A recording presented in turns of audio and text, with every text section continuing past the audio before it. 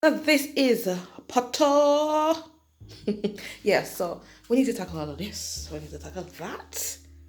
We need to get the TV back onto the table. We need the lamp back on the table also. So we're going to go through the table first. Yeah. Oh, these are the mixed colors that I did. Let me show you the results. This is it. I don't know how well you can see that, but hold on. Hold on. Alright, there we go. I think I may keep them. I may throw away the orange one. Not quite sure. But yeah, I like the quality that it's giving each something. It's giving something. So I might use it in future videos to come. Hopefully I don't go back on my work. So we're going to tackle the table right now. Right about now. Yeah, that's what we're going to do.